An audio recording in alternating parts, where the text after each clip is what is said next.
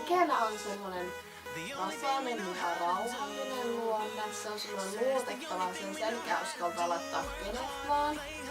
Vilma puolestaan on vähän tulinen, herkkä ja itsepäinen tahtoa kattaa tosi helposti nokkiinsa. Joten siihen selkään ei voi sitten laittaa ihan ketä tahansa, että aina pitää vähän miettiä ratsastajan tason mukaan ja tälleen, mutta Vikkihän on tosi hyvä opetusmestari siinä suhteessa ja Vilma taas on tosi hyvä niin kokeneille.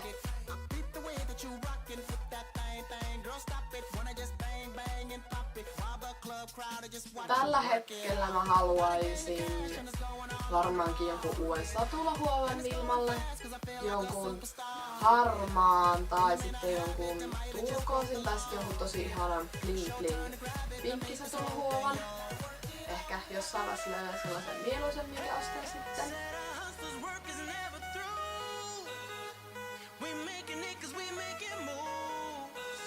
No mä varmaankin kuvittelen, että hevoset on tulevaisuudessakin mun osa elämää sillä tavalla, että mä aion kyllä jatkaa tätä harrastusta. Ja niin paljon kuin vaan aika antaa sitten periksi työelämässä, niin varmaankin kilpailla. Ja ehkä jossain vaiheessa, jos on tarpeeksi rahaa ja sopiva elämäntilanne.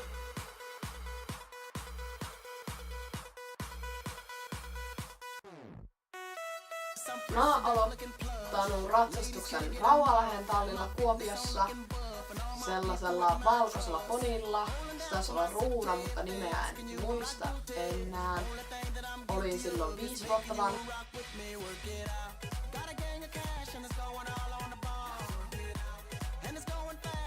Ekan kerran varmaankin on tippunut semmoselta luonnonhevostammalta Sonjalta, joka ei valitettavasti enää ole elossa. Se joutui lopettamaan tuossa monta vuotta sitten. Oltiin siskon kanssa lähdössä pelloille maastoilemaan 2 vuodeksella. Ja sitten mulla oli vaan loimi siinä, niin mä olin sen verran pienempi. Ja sitten kun me laukattiin siinä peltoa pitkin, niin sieltä lähti joku lintu sieltä lentoon. Niin sit Sonja loikahti silleen vähän hassusti. Ja mä valoin sitten sen loimen takia toiseen suuntaan ja mätkähin siihen viereen. Ja silloin mä oon oikeesti ollut ehkä joku 10-vuotias, jos sitäkään. Varmaan ollut jopa nuorempi.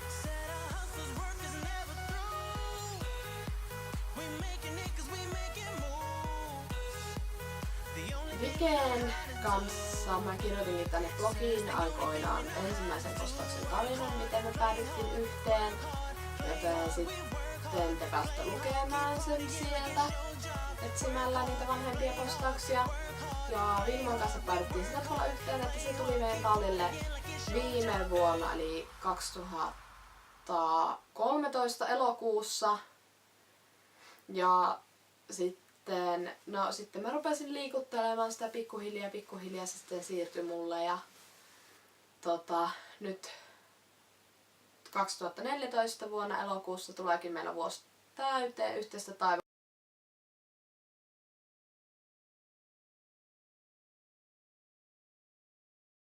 Kyllä olen tällä hetkellä.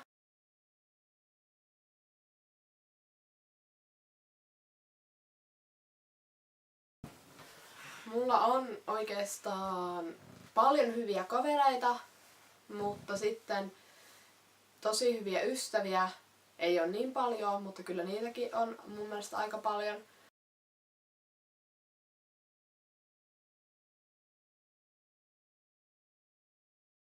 Kyllä mä oon tosi sosiaalinen, niin kuin sanoin, se mun yksi ehkä parhaimmista puolesta, mutta sitten kaverit aina välillä hokee, että mä oon vähän liiankin sosiaalinen.